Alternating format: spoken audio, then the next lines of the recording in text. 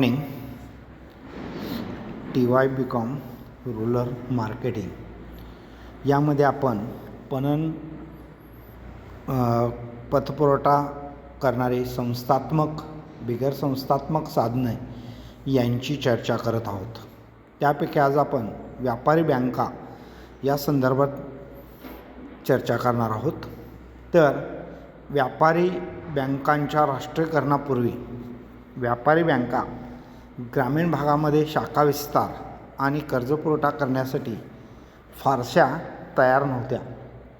स्वातंत्र्यापूर्वी कृषी क्षेत्र असेल किंवा अन्य क्षेत्राला कर्जपुरवठा करण्यासाठी व्यापारी बँका ह्या ग्रामीण भागासाठी कधीही तयार नव्हत्या, कारण त्यांचा हेतूच किंवा त्यांच्या स्थापनेमागचा उद्देश असा होता की जास्तीत जास्त नफा मिळवणे. तसेच व्यापारी बँका शेती आणि ग्रामीण उद्योगाला कर्जपुरवठा करीत नव्हत्या. या बँकावर खाजगी उद्योग समूहांची मालकी होती. त्यामुळे ग्रामीण आणि शहरी भागातून गोळा होणारा सर्वसामान्य लोकांच्या ठेवीचा वापर मोठे उद्योग समूह स्वतःच्या फायद्यासाठीच करीत होते. या परिस्थितीत सुधारणा करण्यासाठी 1967 व्यापारी बँकावर सामाजिक नियंत्रण घालण्यात आले. बँक व्यवसायाचा निकोप विकास घडवून जनतेचा विश्वास संपादन करणे, कर्जाचे योग्य वाटप करून आर्थिक सत्तेचे केंद्रीकरण टाळणे, बँकांची सेवा ग्रामीण भागापर्यंत पोहोचवणे, अग्रक्रम क्षेत्राला आणि दुर्लक्षित व्यवसायाला पैसा उपलब्ध करून देणे, राष्ट्रीय आर्थिक धोरणानुसार बँकांचे व्यवहार ठेवणे ही सामाजिक नियंत्रणाची सर्वसाधारणपणे उद्दिष्ट होते. आणि या उद्दिष्टाला अनुसरूनच 1967 व्यापारी बँकावर सामाजिक नियंत्रण घालण्यात आले. यामागचे अनेक उद्देश असतील, त्यांची आपण पुढे चर्चा करणार आहोत.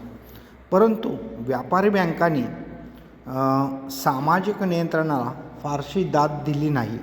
त्यामुळे 19 जुलै 1969 रोजी ज्या बँकांच्या ठेवी 50 कोटी रुपयापेक्षा अधिक आहेत, अशा देशातील 14 मोठ्या व्यापारी बँकांचे राष्ट्रीयकरण करण्यात आले. त्या बँकांची खाजगी मालकी काढून सरकारी सत्ता, सरकारी सार्वभौमत्व त्याच्यावरती स्थापन करण्यात आलं. त्या बँका सरकारच्या मालकीच्या करण्यात आल्या आणि सरकारच्या मालकीच्या करण्यात येऊन त्या ठिकाणी त्या बँकांच्या ग्रामीण शेती क्षेत्र आणि ग्रामीण उद्योग या विकासाच्या दृष्टिकोनातून त्या ठिकाणी विचार करण्यात आला. आता ह्या ज्या 14 बँका 19 जुलै 1969 रोजी ज्यांच्या 50 कोटी ठेवी किंवा त्यापेक्षा अधिक आहेत, अशा 14 व्यापारी बँकांचे जे राष्ट्रीयकरण करण्यात आलं, अशा व्यापारी बँकांची नावे पुढीलप्रमाणे: 1. Central Bank of India, 2. Bank of India, 3. Punjab National Bank, 4. Bank of Baroda, 5. United Commercial Bank, 6. Allahabad Bank, 7. Dena Bank, 8. United Bank of India, 9. Canara Bank, 10. Union Bank, 11. Bank of Maharashtra, 12. Indian Overseas Bank, 13. Indian Bank, 14. Syndicate Bank. अशा या 19 जुलै 1969 रोजी ज्या बँकांच्या ठेवी 50 कोटीपेक्षा जास्त होत्या, त्या या 14 बँकांचं राष्ट्रीयकरण करण्यात आलं. 14 व्यापारी बँकांचं राष्ट्रीयकरण केल्यानंतर एकूण ठेवीपैकी 83% ठेवीवर सरकारचं नियंत्रण प्रस्थापित झालं आणि त्यामुळंच पतनिर्मिती आणि ह्या पतनिर्मितीमध्ये या बँकांचा जवळपास 84% हिस्सा होता आणि एकूण शाखांमध्ये त्यांच्या शाखांची संख्या किंवा हिस्सा जवळपास 82% होता. आणि या राष्ट्रीयकरणातून परकीय विनिमय बँकांना मात्र वगळण्यात आलं आणि अशा पद्धतीनं 14 व्यापारी बँकांचा राष्ट्रीयकरणाचा हा पहिला टप्पा त्या ठिकाणी यशस्वीरित्या पार पडला. त्यानंतर राष्ट्रीयकरणाचा दुसरा टप्पा. दुसऱ्या टप्प्यात 15 एप्रिल 1980 रोजी ज्या बँकांच्या ठेवी 200 कोटी रुपये किंवा त्यापेक्षा अधिक होत्या, 200 कोटी रुपये किंवा त्यापेक्षा अधिक होत्या, अशा 6 बँकांचं राष्ट्रीयकरण केलं.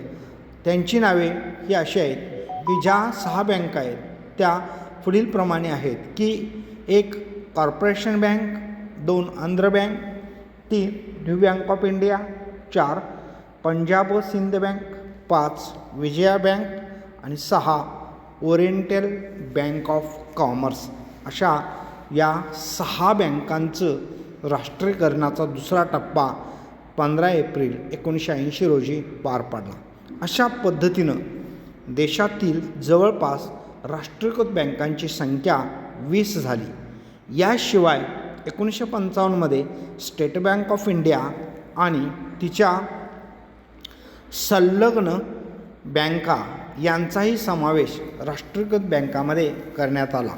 अशा रीतीने राष्ट्रीयकृत बँकांची संख्या ही 27 झाली. परंतु यापैकी एका बँकेचे विलिनीकरण करण्यात आल्यामुळे सध्या 26 बँका ह्या राष्ट्रीयकृत बँका म्हणून कार्यरत आहेत. केंद्र सरकारचा अंगीकृत उपक्रम म्हणून या बँका आजही कार्यरत असल्याचं आपल्याला दिसून येतं. सध्या एकूण बँक व्यवसायाच्या जवळपास 85 ते 90% बँक व्यवसाय या बँका हाताळतात. व्यापारी बँका सध्या ग्रामीण भागात शाखा विस्तार करून शेती आणि अनुषंगिक उद्योगाला प्रत्यक्ष अप्रत्यक्ष कर्जपुरवठा करण्याचं कार्य या ठिकाणी करत असतात. या व्यापारी बँकांच्या राष्ट्रीयकरणाची उद्दिष्टे ही पुढीलप्रमाणे आहेत. तर व्यापारी बँकांचं राष्ट्रीयकरण का करण्यात आलं, त्यामागची कोणती उद्दिष्टं आहेत, ती उद्दिष्टं ही आपण पाहणार आहोत. एकूण 12 उद्दिष्ट आहेत. यापैकी पहिलं उद्दिष्ट आहे भांडवलदारांची मक्तेदारी संपुष्टात आणणे. आपल्याला माहीत आहे की देश स्वातंत्र्यानंतर आपण लोकशाहीचा स्वीकार केला. लोकशाहीबरोबर आर्थिक नियोजनाचं धोरण स्वीकारलं आणि या आर्थिक नियोजनाच्या धोरणाच्या माध्यमातून विचार केला तर या ज्या 20 राष्ट्रीयकृत करण्यापूर्वीच्या ज्या व्यापारी बँका होत्या त्यांच्यावरती पूर्णपणे खाजगी भांडवलदारांची मक्तेदारी होती आणि ते खाजगी भांडवलदार ज्या ठिकाणी नफा आहे अशाच ठिकाणी गुंतवणूक करत होते. विकासाच्या दृष्टिकोनातून कृषी क्षेत्र, ग्रामीण उद्योग यांच्याकडे ते दुर्लक्ष करत होते आणि त्यामुळं अशा या भांडवलदारांची जी काही मक्तेदारी आहे ती नष्ट करणे गरजेचं होतं आणि म्हणून या 14 व्यापारी बँकांचं जे काही राष्ट्रीयकरण करण्यात आलं त्यामागचा प्रमुख उद्देश म्हणजेच या भांडवलदारांची मक्तेदारी पूर्णपणे संपुष्टात आणणे. दुसरं आहे बँक व्यवस्थापनात सुधारणा घडवून आणणे. आता नुसतीच मक्तेदारी नाही, त्याचबरोबर ह्या बँकांचं व्यवस्थापन कार्यक्षम करणं गरजेचं आहे, सक्षम करणं गरजेचं आहे. अनुभवी तज्ज्ञ कर्मचारी वर्ग, संचालक वर्ग आणि त्याच्यातून एक चांगलं व्यवस्थापन की सर्वसाधारणपणे वित्तीय गरजांची पूर्तता होईल. देशाच्या विकासात्मक योग्य ते धोरण आखलेल्या योजनांचा कर्जपुरवठा या माध्यमातून करण्यात यावा, या दृष्टिकोनातूनच या बँकांच्या व्यवस्थापनात सुधारणा घडवून आणण्याचं उद्देश या ठिकाणी आपल्याला पाहायला मिळतो. तिसरा आहे नफ्याबरोबरच आर्थिक विकासाचा दृष्टिकोन स्वीकारणे. या बँकांनी नफ्याबरोबरच त्यांच्या आर्थिक विकासाचा दृष्टिकोन त्या ठिकाणी स्वीकारल्याचं आपल्याला पाहायला मिळतं. कारण नफा हा उद्देशानेच या बँका अस्तित्वात आल्या होत्या आणि ज्या ठिकाणी नफा आहे त्याच ठिकाणी त्या फक्त गुंतवणूक करण्यास उत्सुक असायच्या किंवा त्यामध्ये गुंतवणुकीसाठी त्या इंटरेस्ट दाखवत होत्या. परंतु या दृष्टिकोनातूनच इतर जी काही सामाजिक क्षेत्र आहेत, ग्रामीण क्षेत्र आहेत त्यामध्ये सुद्धा गुंतवणूक व्हावी, विकास व्हावा, या दृष्टिकोनातून या 14 व्यापारी बँकांचं या ठिकाणी राष्ट्रीयकरण करणे म्हणजेच नफ्याबरोबर आर्थिक विकासाचा दृष्टिकोन स्वीकारणे ही एक उद्दिष्ट या ठिकाणी समोर ठेवण्यात आले. बँकांचा नफा आर्थिक विकासासाठी वापरणे. या 20 व्यापारी बँकांची मालकी पूर्णपणे खाजगी होती. त्यांच्यामध्ये फार मोठ्या प्रमाणात नफा होता. त्यांच्या ठेवी जवळपास 50 कोटी रुपयांच्यापेक्षा सुद्धा जास्त होत्या आणि अशा सर्व ठेवींच्यामुळे या बँकांच्या जो काही नफा व्हायचा तो खाजगी क्षेत्राला गेला असता आणि त्यातून आर्थिक विषमता मोठ्या प्रमाणात वाढली असती आणि म्हणून या बँकांचा जो नफा आहे तो नफा आर्थिक विकासासाठी वापरता यावा हाच दृष्टिकोन डोळ्यासमोर ठेवून या ठिकाणी या बँकांचं राष्ट्रीयकरण करण्याचा हा एक उद्देश आहे. पुढचा आहे सर्वसामान्य ठेवींचा वापर त्यांच्यासाठीच करणे. सर्वसामान्यांच्या ठेवींचा वापर या सर्वसाधारणपणे व्यापारी बँका, व्यापारी दृष्टिकोन आणि यांच्या शाखा विस्तारांच्या माध्यमातून ग्रामीण भागातील सर्वसामान्य लोकांच्या ठेवी गोळा करत होते, पण त्यांना कर्जपुरवठा देण्यास, शेती क्षेत्राला कर्जपुरवठा देण्यास या बँका फारशा उत्सुक नव्हत्या, कारण शेतीपासून मिळणारं उत्पन्न हे अनिश्चित स्वरूपाचं होतं, त्यामुळं त्याची परतफेड होणार नाही अशी या बँकांची धारणा होती आणि त्यामुळं ठेवी मात्र ते गोळा करत होते आणि त्या सर्व ठेवीचा उपयोग ते शहरी भागातील उद्योगधंद्यासाठी करत होते. परंतु सरकारने ह्या ज्या ठेवी आहेत त्या ग्रामीण ठेवी आहेत आणि या सर्वसामान्यांच्या ठेवीचा वापर त्यांच्यासाठीच होणं गरजेचं आहे आणि त्यांच्यासाठी वापर होण्यासाठी म्हणून या ठिकाणी या उद्देशाच्या दृष्टिकोनातून या व्यापारी बँकांचं राष्ट्रीयकरण करण्याचं केलेलं आपल्याला पाहायला मिळतं. कर्जाचा गैरवापर टाळणे. व्यापारी बँकांचा दृष्टिकोन व्यापारी असल्यामुळे नफा मिळवणे आणि खाजगी मालकी होती आणि त्यामुळं दिलं जाणारं कर्ज हे फार मोठ्या प्रमाणात मोठ्या उद्योग संस्थांना, उद्योगपतींना दिलं जायचं आणि त्यामुळे त्याचा गैरवापर होण्याची शक्यता होती आणि असा गैरवापर टाळण्यासाठी ती बँक खाजगी सरकारच्या मालकीची होणं गरजेचं आहे आणि हा उद्देश डोळ्यासमोर ठेवूनच सरकारने या ठिकाणी या बँकांच्या जो काही कर्जपुरवठा होता त्या कर्जपुरवठाचा गैरप्रकार टाळण्याच्या उद्देशानं यांचं राष्ट्रीयकरण केल्याचं आपल्याला पाहायला मिळतं. त्यानंतर अग्रक्रम क्षेत्राला कर्जपुरवठा करणं.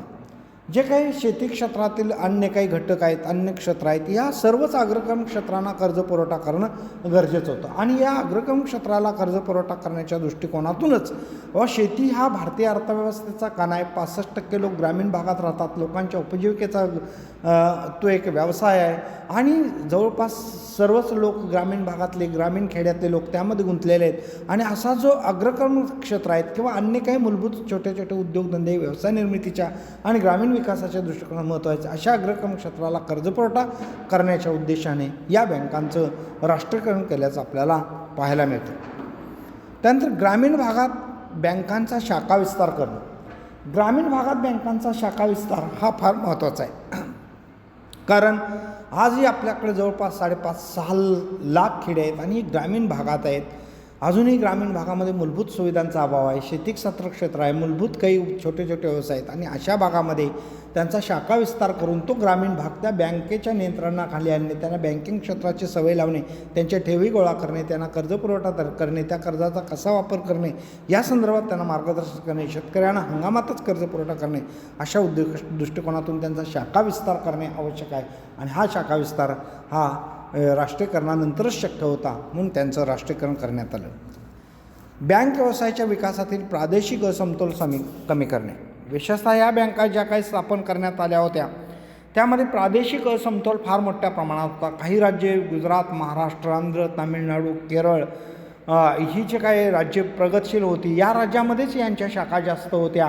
यांचा शाखा विस्तार झालेला होता. व्यापारी बँकांचा नफ्याचा दृष्टिकोन याच राज्यामध्ये गुंतवणुकीसाठी केला जात होता आणि त्या संदर्भात भारतातील अन्य राज्यामध्ये सुद्धा बँकिंग क्षेत्र विकसित होणे, त्या भागामध्ये सुद्धा उद्योगधंद्यांना कर्जपुरवठा करणे हे आवश्यक होते आणि त्यामुळे बँक विकासातील जो काही असमतोल निर्माण झालेला आहे, प्रादेशिक असमतोल निर्माण झाला आहे, तो प्रादेशिक असमतोल कमी करण्याच्या उद्देशानेच या ठिकाणी या बँक व्यवसायांचं या ठिकाणी राष्ट्रीयकरण करणं गरजेचं होतं आणि म्हणून हे उद्देश डोळ्यासमोर ठेवून त्यांचं राष्ट्रीयकरण करण्यात आलं.